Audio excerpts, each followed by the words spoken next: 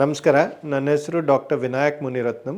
ನಾನು ಇಲ್ಲಿ ನಮ್ಮ Sri Shankara cancer hospital and research ಸೆಂಟರಲ್ಲಿ ಒಬ್ಬ ಮೆಡಿಕಲ್ ಆಂಕಾಲಜಿಸ್ಟ್ ಆಗಿ ಕೆಲಸ ಮಾಡ್ತಾ ಇದ್ದೇನೆ. ಇವತ್ತಿನ ಈ ಒಂದು ವಿಡಿಯೋ ಬಂದ್ಬಿಟ್ಟು ಕ್ಯಾನ್ಸರ್ ಬಗ್ಗೆ ಕೆಲವೊಂದು ತಪ್ಪು ಪರಿಕಲ್ಪನೆಗಳಿರುತ್ತೆ. ಮೆಜಾರಿಟಿ ಜನರು ನಮಗೆ ಬರೋದು ಒ ಪಿ ಡಿಯಲ್ಲಿ ಅವರು ಕೇಳುವಂಥ ಪ್ರಶ್ನೆಗಳಲ್ಲಿ ಸಾಕಷ್ಟು ತಪ್ಪು ಪರಿಕಲ್ಪನೆ ಅವ್ರಿಗೆ. ಸೊ ಈ ಕ್ಯಾನ್ಸರ್ ಡಯಾಗ್ನೋಸ್ ಆದ ತಕ್ಷಣವೇ ಅವ್ರಿಗೆ ಕ್ಯಾನ್ಸರಿಂದ ಒಂದು ಡಯಾಗ್ನೋಸಿಸ್ ಅಲ್ಲದೆ ಹಲವಾರು ಈ ಥರದ್ದೊಂದು ಪ್ರಶ್ನೆಗಳಿರ್ತವೆ. ಸೊ ಆ ಥರದ್ದೊಂದು ಮಿತ್ ಅಂತ ಏನು ಹೇಳ್ತೀವಿ, ಅದ್ರ ಬಗ್ಗೆ ಒಂದು ಸ್ವಲ್ಪ ಬ್ರೀಫಾಗಿ ನಾನು ನಿಮಗೆ ಹೇಳ್ಕೊಡ್ತೀನಿ. ಸೊ ಫಸ್ಟ್ ಏನಂದರೆ, ನಮಗೆ ಇವಾಗ ಯಾರಾದರೂ ನಾವು ಕ್ಯಾನ್ಸರ್ ಡಿಟೆಕ್ಟ್ ಆಗಿದೆ, ಕ್ಯಾನ್ಸರ್ ಡಯಾಗ್ನೋಸ್ ಮಾಡಿದ್ದೀವಿ ಅಂದರೆ ಅವ್ರಿಗೆ ಬರೋವಂಥ ಫಸ್ಟು ಡೌಟು ಮನಸ್ಸಲ್ಲಿ ಇಲ್ಲ, ಆ ಒಂದು ಭಯ ಅನ್ನೋದು ಏನಿದೆ, ಕ್ಯಾನ್ಸರ್ ಒಂದು ಸರಿ ಡಯಾಗ್ನೋಸ್ ಆದರೆ ಇನ್ನು ಕ್ಯೂರೇ ಆಗಲ್ಲ, ಇಲ್ಲ ಕ್ಯೂರ್ ಆದ್ರೂ ಪದೇ ಪದೇ ಬರುತ್ತೆ, ಈ ಥರದ್ದು ಒಂದು ಮಿತ್ ಅಂತ ಹೇಳ್ತೀವಿ, ಆ ಒಂದು ಭಯದಲ್ಲಿರ್ತಾರೆ. ಸೊ ಮೆಜಾರಿಟಿ ಪೇಷಂಟ್ಸ್ ಕೇಳೋದೇನೆಂದರೆ, ಟ್ರೀಟ್ಮೆಂಟ್ ತೊಗೊಂಡ್ರೇನು ವ್ಯರ್ಥ, ತೊಗೊಂಡ್ರೇನು ತಿರ್ಗಾ ಬರುತ್ತೆ ಈ ಒಂದು ಕಾಯಿಲೆ, ವಾಸಿನೇ ಆಗಲ್ಲ, ಈ ಥರದ್ದು ಒಂದಿಷ್ಟು ಪ್ರಶ್ನೆಗಳು ಕೇಳ್ತಾರೆ. ಸೊ ಅದ್ರ ಬಗ್ಗೆ ಒಂದಿಷ್ಟು ಹೇಳಬೇಕಂದ್ರೆ, ಕ್ಯಾನ್ಸರ್ ಇವಾಗ ಏನಿದೆ, ಇವಾಗ ನಮಗೆ ಸಾಕಷ್ಟು ಟ್ರೀಟ್ಮೆಂಟ್ ಆಪ್ಷನ್ಸ್ ಇವೆ. ಮುಂಚೆ ಅಷ್ಟೊಂದು ಟ್ರೀಟ್ಮೆಂಟ್ ಆಪ್ಷನ್ಸ್ ಇರಲಿಲ್ಲ ಕ್ಯಾನ್ಸರ್ಗೆ ಅಂತ. ಬಟ್ ಈಗ ಸಾಕಷ್ಟು ಅಡ್ವಾನ್ಸ್ಮೆಂಟ್ಸ್ ಆಗಿದೆ.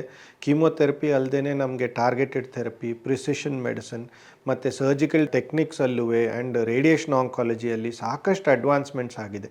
ಸೊ ಮುಂಚೆ ಯಾವ ಥರದ್ದು ಕ್ಯಾನ್ಸರ್ಸು ಒಂಥರ ನಾವು ಕ್ಯೂರ್ ಮಾಡಲಿಕ್ಕಾಗಲ್ಲ, ಇಲ್ಲ ಇನ್ಕ್ಯೂರಬಲ್ ಅನ್ನೋ ಒಂದು ಸ್ಟೇಜಸಲ್ಲಿ ಸಹ ಈಗ ಕ್ಯೂರ್ ಆಗೋ ಒಂದು ಸಾಧ್ಯತೆ ಇದೆ. ಆ್ಯಂಡ್ ಮೆಜಾರಿಟಿ ಕ್ಯಾನ್ಸರ್ಸಲ್ಲಿ ಈ ಅರ್ಲಿ ಸ್ಟೇಜಸ್ ಅನ್ನೋದು ಏನಿದೆ, ಸ್ವಲ್ಪ ಅರ್ಲಿಯಾಗಿ ಪಿಕ್ ಮಾಡಿದರೆ ಆಲ್ಮೋಸ್ಟ್ 90% ಆರ್ ಮೋರ್ ಜನರಲ್ಲಿ ಅದು ಕ್ಯೂರ್ ಆಗೋ ಒಂದು ಸಾಧ್ಯತೆ ಇರುತ್ತೆ. ಎಸ್ಪೆಷಲಿ ಕೆಲವೊಂದು ಟೈಪ್ಸ್ ಆಫ್ ಬ್ರೆಸ್ಟ್ ಕ್ಯಾನ್ಸರ್, ಸ್ತನದ ಕ್ಯಾನ್ಸರ್ ಆಗಿರ್ಬೋದು, ಇಲ್ಲ ಈ ಲಿಂಫೋಮಾಸ್, ಹಾಜ್ಕಿನ್ಸ್ ಲಿಂಫೋಮಾಸ್ ಆಗಲಿ, ಮತ್ತು ಟೆಸ್ಟಿಕ್ಯುಲರ್ ಕ್ಯಾನ್ಸರ್ಸು, ಈ ಥರದ್ದು ಕೆಲವೊಂದು ಕ್ಯಾನ್ಸರ್ಸಲ್ಲಿ cure rates are very high. So initial stage ಅಲ್ಲದೇನು ಸ್ವಲ್ಪ ಸ್ಟೇಜ್ ಏನಾದರೂ ಮುಂದುವರೆದಿದ್ರೂ cure options are still possible. So ಆ ಥರದ್ದೊಂದು ಭಯ ಬೇಡ. ಸೊ ಇನ್ ಕೇಸ್ ಯಾರಾದರೂ ನಿಮಗೆ ಗೊತ್ತಿರೋರಲ್ಲಿ ಯಾರಿಗಾದರೂ ಈ ಥರದ್ದೊಂದು ಡಯಾಗ್ನೋಸಿಸ್ ಆಗಿದ್ದರೆ ಅವರಲ್ಲಿ ಈ ಥರದ್ದೊಂದು ಭಯನ ತುಂಬಬೇಡಿ. ಯು ಗಿವ್ ದೆಮ್ ಪಾಸಿಟಿವ್ ಆಗಿ ಹೇಳಿ ಅವ್ರಿಗೆ. ಬಿಕಾಸ್ ಯಾವ ಥರದ್ದು ಕ್ಯಾನ್ಸರ್ ಅಂತಲೂ ಗೊತ್ತಿರಲ್ಲ, ಯಾವ ಥರದ್ದು ಸ್ಟೇಜು, ಆ್ಯಂಡ್ ಕ್ಯಾನ್ಸರ್ಸಲ್ಲಿನೂ ಹಲವಾರು ಟೈಪ್ಸ್ ಇದ್ದಾವೆ. ಇವಾಗ ಸ್ತನದ ಕ್ಯಾನ್ಸರ್ ಅಂದ್ಕೊಳ್ಳಿ, ಸ್ತನದ ಕ್ಯಾನ್ಸರಲ್ಲೇ ಸಾಕಷ್ಟು ಟೈಪ್ಸ್ ಇವೆ. ಸೊ ಎಲ್ಲ ಟೈಪಲ್ಲಿನೂ ಈ ಥರ ತುಂಬ ಬೇಗ ಸ್ಪ್ರೆಡ್ ಆಗೋದು, ವಾಸಿ ಆಗಲಾರ್ದಂಗೆ ಇರೋದು, ಆ ಥರದ್ದೇನೂ ಇರಲ್ಲ. ಎಷ್ಟೊಂದು ಟೈಪ್ಸಲ್ಲಿ it is very much curable. So ಆ ಥರ ಏನಾದರೂ ನಿಮಗೆ ಗೊತ್ತಾದರೆ ಸ್ವಲ್ಪ ಪಾಸಿಟಿವ್ ಆಗಿ ಹೇಳಿ ಜನರಿಗೆ. Because it is still possible. Early ಸ್ಟೇಜಸಲ್ಲಿ we can still cure it. So ಇದು ಒಂದು ಮೇಯ್ನ್ ಮಿತ್ ಕ್ಯಾನ್ಸರ್ ಬಗ್ಗೆ. ಆ್ಯಂಡ್ ಇನ್ನೊಂದು ಬಂದ್ಬಿಟ್ಟು, ಕ್ಯಾನ್ಸರ್ ಈಸ್ ಕಂಟೇಜಿಯಸ್. ಅಂದರೆ ಒಬ್ಬರಿಗೆ ಬಂದರೆ ಅವ್ರ ಜೊತೆಯಲ್ಲಿರೋರಿಗೆ, ಇಲ್ಲ ಅವ್ರ ಜೊತೆಯಲ್ಲಿ ಕೆಲಸ ಮಾಡೋರಿಗಾಗಲಿ, ಇಲ್ಲ ಅವ್ರ ಮನೆಯಲ್ಲಿರೋರಿಗಾಗಲಿ, ಇಲ್ಲ ಅವರು ಇರೋವಂಥ ಮನೆಯಲ್ಲಿ ಚಿಕ್ಕ ಮಕ್ಕಳು ಯಾರಾದರೂ ಇದ್ದರೆ ಅವ್ರಿಗೆ ಬಂದ್ಬಿಡುತ್ತೇನೋ ಅಂತ ಈ ಒಂದು ಭಯ ಸಾಕಷ್ಟು ಜನರಲ್ಲಿದೆ. ಅವರಲ್ಲಿರೋ ಆ ಒಂದು ಭಯ ತಪ್ಪಲ್ಲ, ಅವ್ರಿಗೆಲ್ಲರಿಗೂ ಕ್ಯಾನ್ಸರ್ ಅಂದ್ರೇ ಭಯ. ಸೊ ಆ ಥರದ್ದೊಂದು ಸಿಚುವೇಷನಲ್ಲಿ ಈ ಥರ ಹರಡುತ್ತೇನೋ ಅನ್ನೋ ಒಂದು ಭಯ ತುಂಬ ಜನರಲ್ಲಿದೆ. So I can confidently tell, cancer ಬಂದ್ಬಿಟ್ಟು ಆ ಥರದ್ದೊಂದು ಕಂಟೇಜಿಯಸ್ ಅಂಟು ರೋಗ ಅನ್ನೋವಂಥ ರೋಗ ಅಲ್ಲ. ಒಬ್ಬರಿಂದ ಒಬ್ರಿಗಂತೂ ಹರಡೋದೇ ಇಲ್ಲ ಅದು. ಸೊ ಆ ಥರ ಒಂದೇ ರೂಮಲ್ಲಿರೋದಾಗಲಿ, ಇಲ್ಲ ಒಂದೇ ಅಡುಗೆ ಮನೆಯಲ್ಲಿ ಊಟ ಮಾಡೋದು, ಇಲ್ಲ ಅವ್ರು ಯೂಸ್ ಮಾಡಿರೋ ಪ್ಲೇಟು ಗ್ಲಾಸ್ಗಳನ್ನ ಇನ್ನೊಬ್ಬರು ಯೂಸ್ ಮಾಡೋದು, ಈ ಥರದ್ದು ಕಾರಣಗಳಿಂದ ಕ್ಯಾನ್ಸರ್ ಬರಲ್ಲ. ಒಬ್ಬರಿಂದ ಒಬ್ರಿಗೆ ಅದು ಹರಡೋದು ಇಲ್ಲ. ಸೊ ಆ ಒಂದು ಭಯ ಬೇಡ ಜನರಲ್ಲಿ. ಸೊ ಕ್ಯಾನ್ಸರ್ ಇನ್ ಕೇಸ್ ಅನ್ಫಾರ್ಚುನೇಟಾಗಿ ಯಾರಿಗಾದರೂ ಡಿಟೆಕ್ಟ್ ಆಗಿದ್ದರೆ ಅವ್ರ ಜೊತೆ ನೀವು ನಾರ್ಮಲ್ ಆಗಿರ್ಬೋದು. ಇನ್ನು ನಿಮಗೇನಾದರೂ ನಾರ್ಮಲ್ ಆಗಿರೋರಿಗೆ ಏನಾದರೂ ಒಂದಿಷ್ಟು ವೈರಲ್ ಇನ್ಫೆಕ್ಷನ್ಸು ಆ ಥರ ಏನಾದರೂ ಇದ್ದೆ, ಅವರಿಂದ ಆ ಪೇಷಂಟ್ಸ್ಗೆ ರಿಸ್ಕ್ ಆಗುತ್ತೆ ಹೊರತು ಅವ್ರಿಗೆ ಆ ಇನ್ಫೆಕ್ಷನ್ಸ್ ಬರ್ಬೋದು. ಬಟ್ ಅವರಿಂದ ಇನ್ನೊಬ್ಬರಿಗೆ ಕ್ಯಾನ್ಸರ್ ಬರೋದಂತ ಆ ಥರದ್ದು ಸಾಧ್ಯತೆ ಇಲ್ಲವೇ ಇಲ್ಲ.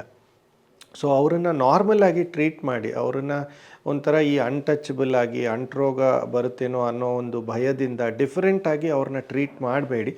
ಬಿಕಾಸ್ ಅವ್ರಿಗೆ ಆಲ್ರೆಡಿ ಮಾನಸಿಕವಾಗಿ ಅವರು ತುಂಬಾ ಎಫೆಕ್ಟ್ ಆಗಿರ್ತಾರೆ. ಆ್ಯಂಡ್ ಅವ್ರದ್ದು ಟ್ರೀಟ್ಮೆಂಟು ಸಹಜ ಅಲ್ಲ. ಟ್ರೀಟ್ಮೆಂಟ್ ರಿಲೇಟೆಡ್ ಏನೋ ಒಂದಿಷ್ಟು ಸೈಡ್ ಎಫೆಕ್ಟ್ಗಳು ಇರುತ್ತೆ, ಇಲ್ಲ ಅವ್ರದ್ದು ಆ್ಯಪಿಟೈಟು ಎಲ್ಲನೂ ಎಫೆಕ್ಟ್ ಆಗಿರುತ್ತೆ. ಸೊ ಆ ಥರ ಪೇಷಂಟ್ಸ್ ಹತ್ರ ನೀವು ಎಷ್ಟು ನಾರ್ಮಲ್ ಆಗಿರ್ತೀರೋ ಅಷ್ಟು ಆ ಪೇಷಂಟ್ಸ್ಗೆ ಪಾಸಿಟಿವ್ ಆಗಿ ನೀವು ಇದನ್ನು ಬೂಸ್ಟಪ್ ಮಾಡ್ತೀರ. ಸೊ ಹಾಗಾಗಿ ಈ ಒಂದು ಅಂಟುರೋಗ ಥರ ಅನ್ನೋದು ಆ ಒಂದು ಭಯ ಬೇಡ, ಆ ಒಂದು ಮಿಸ್ಕನ್ಸೆಪ್ಷನ್ ಬೇಡ, ಆ ಥರ ಹರಡೋದೇ ಇಲ್ಲ. ಸೊ ಇದು ಒಂದು ಅನದರ್ ವೆರಿ ಇಂಪಾರ್ಟೆಂಟ್ ಮಿತ್ ಜನರಲ್ಲಿ. ಇನ್ನೊಂದು ಮಿಸ್ಕನ್ಸೆಪ್ಷನ್ ಏನಂದರೆ, ಇವಾಗ ಈ ಸರ್ಜರಿ ಮಾಡಿದರೆ, ಇವಾಗ ಯಾವುದೇ ಒಂದು ಗಡ್ಡೆ ಇದ್ದರೆ ಅದನ್ನು ಕಟ್ ಮಾಡಿರೋ ತಕ್ಷಣ ಅದು ಹರಡುತ್ತೆ ಅನ್ನೋ ಒಂದು ಭಯ ತುಂಬ ಜನರಲ್ಲಿದೆ. ಸೊ ಸರ್ಜರಿ ಮಾಡಿದ ತಕ್ಷಣ ಬೇರೆ ಜಾಗಗಳಿಗೆ ಹೋಗ್ಬಿಡುತ್ತೆ ಕ್ಯಾನ್ಸರ್ ಅನ್ನೋದು ತುಂಬ ಜನರು ಕೇಳುವಂಥ ಒಂದು ಪ್ರಶ್ನೆ. ಆ್ಯಂಡ್ ಸರ್ಜರಿನೇ ಅಲ್ಲ, ಕೆಲವೊಮ್ಮೆ ನಾವು ಕ್ಯಾನ್ಸರ್ ಯಾವ ಥರದ್ದು ಟೈಪ್ ಅಂತ ನೋಡಲಿಕ್ಕೆ ಒಂದು ಬಯಾಪ್ಸಿ ಅಂತ ಹೇಳ್ತೇವೆ. ಅದೊಂದು ಚಿಕ್ಕ ಸೂಜಿ ಪರೀಕ್ಷೆ, ನೀಡಲ್ ಹಾಕ್ಬಿಟ್ಟು ಒಂದು ಸ್ಯಾಂಪಲ್ ತೆಗೆದು ಟೆಸ್ಟ್ ಮಾಡ್ತಾರೆ. ಸೊ ಜನರು ಕೇಳೋದು ಏನಂದರೆ, ಅವರು ಚುಚ್ಚಿ ಅದನ್ನು ತೆಗೆದಾಗ ಅದು ಆಚೆಗಡೆ ಬಂದು ಬೇರೆ ಜಾಗಗಳಿಗೆಲ್ಲ ಸ್ಪ್ರೆಡ್ ಆಗುತ್ತೆ ಅಂತ ತುಂಬ ಜನರು ಬಯಾಪ್ಸಿಗೆ ಒಪ್ಪೋದೇ ಇಲ್ಲ. ಸೊ ಅದೇ ಥರ ಸರ್ಜರಿಗೂ ತುಂಬ ಜನರಲ್ಲಿ ಆ ಒಂದು ಮಿಸ್ಕನ್ಸೆಪ್ಷನ್ ಇದೆ, ಈ ಥರ ಸರ್ಜರಿ ಮಾಡಿದರೆ ಅದು ಹರಡ್ಬಿಡುತ್ತೆ ಅನ್ನೋದು.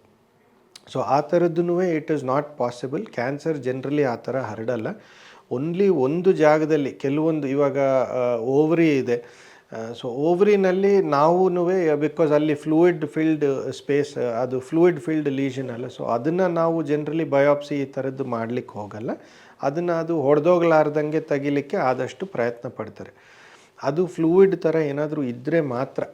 ಅದು ಅಲ್ಲದೇ ಬೇರೆ ನಾರ್ಮಲ್ ಸಾಲಿಡ್ ಆರ್ಗನ್ಸಲ್ಲಾಗಲಿ, ಬೇರೆ ಥರದ್ದು ಕ್ಯಾನ್ಸರ್ಸಲ್ಲಾಗಲಿ ಬಯಾಪ್ಸಿಯಿಂದಾಗಲಿ ಇಲ್ಲ ಸರ್ಜರಿ ಮಾಡೋದ್ರಿಂದಾಗಲಿ ಅವ್ರಿಗೇನೂ ಒಂದು ಅಡಿಷ್ನಲ್ ರಿಸ್ಕ್ ಆಗೋದು, ಇಲ್ಲ ಅದು ಬೇರೆ ಕಡೆಗೆ ಹರಡೋದು, ಈ ಥರ ಏನೂ ಆಗಲ್ಲ. ಆ್ಯಂಡ್ ಸರ್ಜರಿ ಸಾಕಷ್ಟು ಮ್ಯಾಲಿಗ್ನೆನ್ಸೀಸ್ ಕ್ಯಾನ್ಸರ್ಸಲ್ಲಿ ಅರ್ಲಿ ಸ್ಟೇಜಿಗೆ that is the first option and that is the curative option. So ಅವ್ರಿಗೆ ಅದು ಮಾಡಿ ತೆಗೆದುಬಿಟ್ರೆ ಎಷ್ಟೊಂದು ಜನ ಕ್ಯೂರ್ ಆಗೋಗ್ತಾರೆ ಅರ್ಲಿ ಸ್ಟೇಜಸಲ್ಲಿ.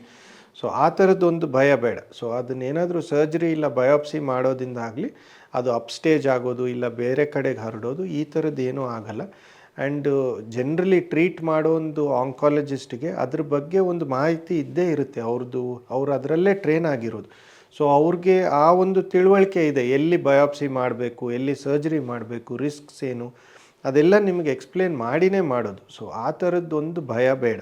ಸೊ ಇನ್ ಕೇಸ್ ಆ ಥರ ಅನ್ಫಾರ್ಚುನೇಟಾಗಿ ಎಲ್ಲಾದರೂ ಡಿಟೆಕ್ಟ್ ಆಗಿ ಕ್ಯಾನ್ಸರು ಹಾಸ್ಪಿಟ್ಲಿಗೆ ಹೋದರೆ ಅವರು ಸ್ಪೆಷಲಿಸ್ಟ್ ಏನು ಹೇಳ್ತಾರೆ ಅದನ್ನು ಫಾಲೋ ಮಾಡಿ ಅವರು ಕರೆಕ್ಟಾಗೆ ನಿಮಗೆ ದೇ ವಿಲ್ ಗೈಡ್ ಯು. ಇನ್ನೊಂದು ಮಿತ್ ಬಂದ್ಬಿಟ್ಟು ಕ್ಯಾನ್ಸರ್ ಈಸ್ ಆಲ್ವೇಸ್ ಹೆರಿಡಿಟ್ರಿ ಅಂತ. ಸೊ ಕ್ಯಾನ್ಸರ್ ಬರೋದೇ ಮನೆತನದಲ್ಲಿ ಇರುತ್ತೆ, ಅವರು ಜೀನ್ಸಲ್ಲಿ ಇರುತ್ತೆ. ಸೊ ಇವ್ರಿಗೆ ಬಂದರೆ ನೆಕ್ಸ್ಟ್ ಜನ್ರೇಷನ್ಗೂ ಬರ್ಬೋದು, ಈ ಥರದ್ದೊಂದು ಭಯ ತುಂಬ ಜನರಲ್ಲಿದೆ. ಅದನ್ನೂ ತಪ್ಪು. ಕೆಲವೊಂದು ಕ್ಯಾನ್ಸರ್ಸ್ ಮಾತ್ರ ಆ ಥರದ್ದೊಂದು ಜೆನೆಟಿಕ್ ರಿಸ್ಕ್ ಇರುತ್ತೆ, but that is in a very small percentage. ಎಲ್ಲ ಕ್ಯಾನ್ಸರ್ಸಲ್ಲಿ, ಇನ್ಫ್ಯಾಕ್ಟ್ ಮೆಜಾರಿಟಿ ಕ್ಯಾನ್ಸರ್ಸಲ್ಲಿ ಆ ಥರದ್ದೊಂದು ರಿಸ್ಕ್ ಏನೂ ಇರೋದಿಲ್ಲ. ಅವರು ಡಯಾಗ್ನೋಸ್ ಯಾರು ಆಗಿದ್ದಾರೋ ಇಲ್ಲ ಪೇಷಂಟ್ಸ್ ಯಾರಿದ್ದಾರೆ ಅವರು ಜೀನಲ್ಲಿ there might be some issue ಅಷ್ಟೇ ಹೊರತು ಅವ್ರಿಗೆ ಅದು ಮನೆತನದಿಂದ ಬಂದಿರೋ ಥರದ್ದು ಕ್ಯಾನ್ಸರ್ ಆಗಿರಲ್ಲ. ಆ್ಯಂಡ್ ಇವರಿಂದ ನೆಕ್ಸ್ಟ್ ಜನ್ರೇಷನ್ಗೂ ಹರಡುತ್ತೆ ಡೆಫಿನೆಟಾಗಿ, ಆ ಥರದ್ದು ಯಾವುದೇ ಕಾರಣದಲ್ಲಿ ಆಗಲ್ಲ. ದೋಸ್ ಆರ್ ನಾನು ಹೇಳ್ದಂಗೆ ವೆರಿ ಫ್ಯೂ ಇನ್ಸ್ಟೆನ್ಸಸ್. ಕೆಲವೊಂದು ಕ್ಯಾನ್ಸರ್ಸಲ್ಲಿ ಮಾತ್ರ ಆ ಒಂದು ಜೆನೆಟಿಕ್ ರಿಸ್ಕ್ ಇರುತ್ತೆ, ಬಟ್ ಅದು ಎನಿವೇ ಅವರು ಎಕ್ಸ್ಪ್ಲೇನ್ ಮಾಡಿ ನಿಮಗೆ ತಿಳಿಸ್ತಾರೆ ಆಂಕಾಲಜಿಸ್ಟ್. ಸೊ ಎಲ್ಲ ಕ್ಯಾನ್ಸರ್ಸಲ್ಲೂ ಆ ಥರ ಇರಲ್ಲ. ಇದು ಯಾಕೆ ಹೇಳ್ತಾ ಇದ್ದೀನಿ ಅಂದರೆ, ತುಂಬ ಜನರು ಭಯ ಪಡ್ತಾರೆ. ಈವನ್ ಕೆಲವೊಬ್ಬರಿಗೆ ಇವಾಗ ಎಲ್ಲಾದರೂ ಫ್ಯಾಮಿಲಿಯಲ್ಲಿನೂ ಒಂದು ಯಾರಿಗಾದರೂ ಈ ಥರ ಡಯಾಗ್ನೋಸ್ ಆಗಿದೆ ಅಂದರೆ ಎಷ್ಟೊಂದು ಜಾಗದಲ್ಲಿ ಅದೊಂದು ಸೋಷಿಯಲ್ ಸ್ಟಿಗ್ಮಾ, ಜನರಿಗೆ ಭಯ ಇರುತ್ತೆ. ಆ್ಯಂಡ್ ಅವ್ರ ಹತ್ರ ನಾರ್ಮಲಾಗಿ ನಡೆದಾಡಿಕೊಂಡು ನಾರ್ಮಲ್ ಬಿಹೇವಿಯರ್ ಇರೋದಿಲ್ಲ, ಅವ್ರನ್ನ ಸ್ವಲ್ಪ ಡಿಫ್ರೆಂಟಾಗೇ ನೋಡೋದು, ಈ ಥರದ್ದು ಎಷ್ಟೊಂದು ಪೇಷಂಟ್ಸ್ ನಮಗೆ ಬಂದು ಹೇಳಿದ್ದಾರೆ. ಆ ಥರನೂ ಎಫೆಕ್ಟ್ ಆಗುತ್ತೆ, ಆ ಥರ ಜನರು ಅವ್ರನ್ನ ಪ್ರಶ್ನೆಗಳು ಕೇಳಿದ್ದಾರೆ ಅಂತ. ಸೊ ಇದೊಂದು ಮಿತ್ ಆ್ಯಕ್ಚುಲಿ. ಈ ಥರ ಯಾವುದೇ ಆಗಲ್ಲ. ಹಾರ್ಡ್ಲಿ ಅಬೌಟ್ 10% ಕಡಿಮೆ ಈ ಥರದ್ದು ಜೆನೆಟಿಕ್ ರಿಸ್ಕ್ ಇರೋ ಕ್ಯಾನ್ಸರ್ಸ್ ಬರೋದು. ಮೆಜಾರಿಟಿ ಆಫ್ ದ ಕೇಸಸಲ್ಲಿ ಆ ಥರ ಯಾವುದೂ ಇರೋದಿಲ್ಲ. ಸೊ ಈ ಥರದ್ದೊಂದು ಭಯನೂ ಜನರಲ್ಲಿ ಇರಬಾರ್ದು. ಆ ಥರ ಏನಾದರೂ ಇತ್ತು ಅಂದರೆ ನೀವು ಯು ಶುಡ್ ಎಜುಕೇಟ್ ದೆಮ್, ಆ ಥರ ಆಗಲ್ಲ ಅಂತ. ಸೊ ಇದೊಂದು very common myth. And another ಬಂದ್ಬಿಟ್ಟು ಫುಡ್ ಹ್ಯಾಬಿಟ್ಸಲ್ಲಿ ತುಂಬ ಜನರು ಶುಗರ್ ತಿಂದ್ರೇ ಕ್ಯಾನ್ಸರ್ ಬೆಳ್ಕೊಂಡು ಬಿಡುತ್ತೆ ಅಂತ ಹೇಳ್ತಾರೆ. ಶುಗರ್ ತಿಂದರೆ ಕ್ಯಾನ್ಸರ್ ಸೆಲ್ಸು ತುಂಬ ಫಾಸ್ಟಾಗಿ ಗ್ರೋ ಆಗುತ್ತೆ, ಬೇರೆ ಜಾಗಗಳಿಗೆಲ್ಲ ಹೋಗುತ್ತೆ, ಈ ಥರದ ಪ್ರಶ್ನೆಗಳು ಕೇಳ್ತಾರೆ. ಶುಗರ್ ಏನಂದರೆ ಶುಗರ್ ನಾರ್ಮಲ್ ಸೆಲ್ಗೂ ಬೇಕು. ಸೊ ನಾವು ಅಲ್ಟಿಮೇಟ್ಲಿ ಏನೇ ಒಂದು ಊಟ ಮಾಡಿದರೂ in some form it will get converted to sugar ಅಂತಲೇ ಹೇಳೋದು. ಸೊ ಆ ಥರ ಏನೂ ಇಲ್ಲ. ಏನಂದರೆ ಶುಗರಿಂದ there are so many other issues. ಒಂದು ಡಯಾಬಿಟೀಸ್ ಆಗಿರ್ಬೋದು, ಒಬೆಸಿಟಿ, ಇಲ್ಲ ಒಂದು ಕ್ರಾನಿಕ್ ಇನ್ಫ್ಲಮೇಟ್ರಿ ಸ್ಟೇಟ್ ಅಂತ ಹೇಳ್ತೀವಿ. ಈ ಥರ ಸಾಕಷ್ಟು ಬೇರೆ ಪ್ರಾಬ್ಲಮ್ಸ್ ಬರ್ಬೋದೇ ಹೊರತು ಅವರು ಶುಗರ್ ತಿಂದ ತಕ್ಷಣ ಕ್ಯಾನ್ಸರ್ ಜಾಸ್ತಿ ಆಗೋಗುತ್ತೆ ಅನ್ನೋದು ಮಾತ್ರ ಇಟ್ ಈಸ್ ಅ ಮಿತ್. ಆ ಥರ ಏನೂ ಇಲ್ಲ. ಸೊ ನಾರ್ಮಲ್ ರೆಕಮೆಂಡೆಡ್ ಎಷ್ಟು ತೊಗೋಬೇಕು, ಇಲ್ಲ ಅವ್ರಿಗೆ ಎಷ್ಟು ಅಭ್ಯಾಸ ಇದೆ, ಇಲ್ಲ ಅವ್ರದ್ದು ಡಯಾಬಿಟಿಕ್ ರಿಲೇಟೆಡ್ ಏನಾದರೂ ರಿಸ್ಟ್ರಿಕ್ಷನ್ಸ್ ಇದ್ದರೆ ಅದಕ್ಕೆ ತಕ್ಕಂಗೆ ಫಾಲೋ ಮಾಡಿದರೆ ಸಾಕು. ಬಟ್ ಇದಕ್ಕಂತ ತೀರಾ ಟೋಟಲಾಗಿ ಸ್ಟಾಪ್ ಮಾಡಬೇಕು ಆ ಥರದ್ದು ಯಾವುದೇ ಒಂದು ಪ್ರೂವನ್ ಎವಿಡೆನ್ಸ್ ಇಲ್ಲ. ಸೊ ಇನ್ನೊಂದು ಮಿತ್ ಬಂದ್ಬಿಟ್ಟು ಈ ಕ್ಯಾನ್ಸರ್ ರಿಲೇಟೆಡ್ ಟ್ರೀಟ್ಮೆಂಟ್ದು ರಿಲೇಟೆಡ್ ಸೈಡ್ ಎಫೆಕ್ಟ್ಸ್. ಸೊ ಕೆಲವೊಬ್ಬರಿಗೆ ಕೀಮೊಥೆರಪಿ ಅಂದ್ರೇ ಭಯ. ಕೀಮೋ ಅಂದರೆ ಒಂಥರ ತಡ್ಕೊಳ್ಳೋಕ್ಕೆ ಆಗಲ್ಲ, ಬಾಡಿ ಎಲ್ಲ ವೀಕ್ ಆಗಿಬಿಡುತ್ತೆ. ಆಮೇಲೆ ತುಂಬಾ ಅವರು ಟ್ರೀಟ್ಮೆಂಟ್ ಆಗಿ ಕ್ಯಾನ್ಸರ್ ಕ್ಯೂರ್ ಆದರೂ ಈ ಕೀಮೋ ರಿಲೇಟೆಡ್ ಸೈಡ್ ಎಫೆಕ್ಟ್ಸಿಂದ ಅವರು ಇಂಪ್ರೂವೇ ಆಗಲ್ಲ. ಈ ಥರದ್ದೆಲ್ಲ ಸಾಕಷ್ಟು ಜನರಿಗೆ ಭಯ ಇದೆ. ಆ್ಯಂಡ್ ಕೂದಲು ಉದುರೋದ್ರ ಬಗ್ಗೆನೂ, ಕೂದಲು ವಾಪಸ್ಸೇ ಬರಲ್ಲ, ಈ ಥರನೂ ತುಂಬ ಜನರು ಕೇಳ್ತಾರೆ. Usually chemotherapy related side effects ಏನಿದೆ ಮೆಜಾರಿಟಿ ಆರ್ ಟೆಂಪರರಿ. ಸೊ ಅದರಲ್ಲಿ ಒಂದು ಹೇರ್ ಫಾಲು ಸಹ. ಸೊ ಇನಿಷಿಯಲಿ ಆ ಒಂದು ಟೈಮ್ ಪೀರಿಯಡಲ್ಲಿ ಹೇರ್ ಫಾಲ್ ಇದ್ರೂ once their treatment is over, complete ಆದಮೇಲೆ ನಾರ್ಮಲಾಗಿ ಯಾವ ಥರ ಬೆಳ್ಕೋಬೇಕೋ ಆ ಥರ ಬೆಳ್ಕೊಳ್ಳುತ್ತೆ. ಸೊ ಅದೆಲ್ಲ ನೇಲ್ ಚೇಂಜಸ್ ಆಗಲಿ, taste related issues, hair fall, ಇದೆಲ್ಲನೂ ಬಂದ್ಬಿಟ್ಟು these are all temporary side effects. ಅವ್ರದ್ದು ಟ್ರೀಟ್ಮೆಂಟ್ ಆದ ನಂತರ ಗ್ರ್ಯಾಜುವಲ್ ಆಗಿ it will all come back to normal. So ಆ ಥರದ್ದೊಂದು ಭಯ ಬೇಡ ಜನರಲಿ. ಆ್ಯಂಡ್ ಇವಾಗ ಬಂದಿರೋ ಕೀಮೊಥೆರಪಿ ಮೆಡಿಸಿನ್ಸ್ ಆಗಲಿ, ಟಾರ್ಗೆಟೆಡ್ ಥೆರಪಿ, ಇಮ್ಯುನೊಥೆರಪಿ, ಈ ಥರದ ಮೆಡಿಸಿನ್ಸಲ್ಲಿ ಅದು ಆ ಒಂದು ಕನ್ವೆನ್ಷನಲ್ ಸೈಡ್ ಎಫೆಕ್ಟ್ಸ್ ಏನಿತ್ತು ಅದು ಟು ಅ ಲಾರ್ಜ್ ಎಕ್ಸ್ಟೆಂಟ್ ಕಡಿಮೆ ಆಗಿದೆ. So majority of the patients, even elderly patients ಇದ್ದರೂ ಅವರು ಸಹ ಇದನ್ನು they tolerate it well. Side effects ಇಲ್ಲ ಅಂತ ಹೇಳಲ್ಲ ನಾನು, but they are tolerable side effects. So majority patients complete ಮಾಡ್ತಾರೆ ಅವ್ರ ಟ್ರೀಟ್ಮೆಂಟ್ನ.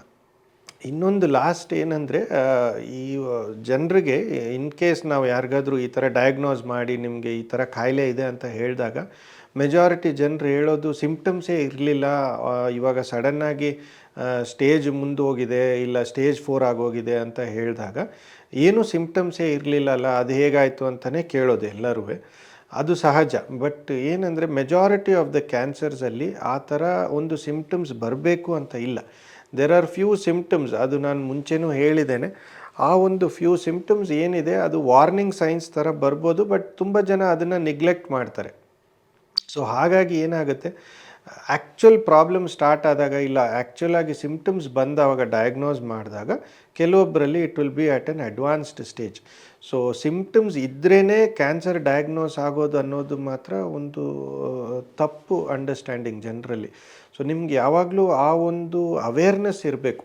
ಸೊ ಭಯ ಅನ್ನೋದೇನಿದೆ ಅದು ಬೇಡ, ಬಟ್ ಒಂದು ಮಾಹಿತಿ ಇರಬೇಕು. ಈ ಥರದ್ದು ಯಾವುದಾದ್ರೂ ಒಂದು ಅನ್ಯೂಶುವಲ್ ಸಿಂಪ್ಟಮ್ ಇತ್ತು, ಇಲ್ಲ ತುಂಬ ಫಾರ್ ಎಕ್ಸಾಂಪಲ್ ತುಂಬ ತಿಂಗಳುಗಳಿಂದ ಇಲ್ಲ ದಿನಗಳಿಂದ ಕಾಫ್ ಕಂಟಿನ್ಯೂಯಸ್ ಆಗಿದೆ, ಇಲ್ಲ ಸ್ವಲ್ಪ ಏನಾದರೂ ಬ್ರಷ್ ಮಾಡಬೇಕಾದ್ರೆ ಬ್ಲೀಡ್ ಆಗೋದು, ಮೋಷನಲ್ಲಿ ಬ್ಲೀಡ್ ಆಗೋದು, ಯೂರಿನ್ ಹೈ ಕಲರ್ಡ್, ಈ ಥರ ಯಾವುದೇ ಒಂದು ಅನ್ಯೂಶುವಲ್ ಸಿಂಪ್ಟಮ್ ಥರ ನಿಮಗೆ ಲಾಂಗ್ ಸ್ಟ್ಯಾಂಡಿಂಗ್ ಆಗಿದ್ದರೆ ಅದನ್ನು ನೀವು ಯಾವಾಗಲೂ you should get it diagnosed.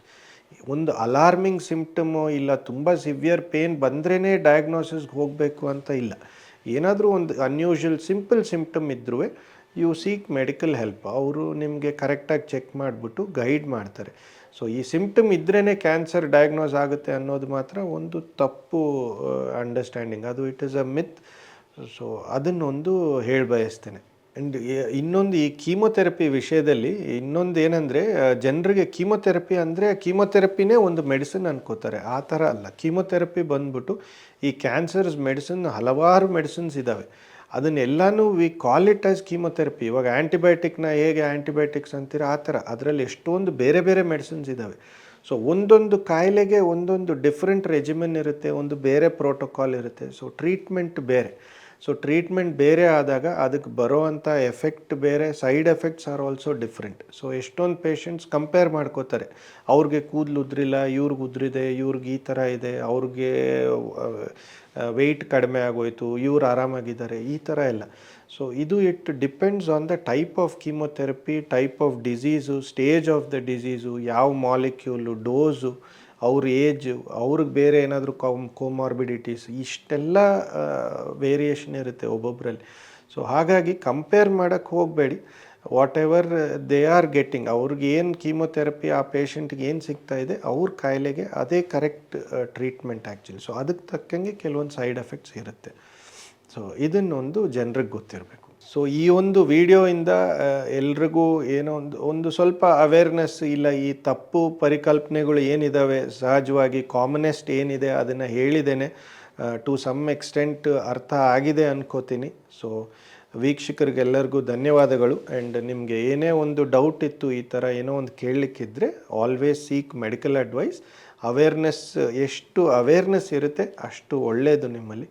So thank you every one.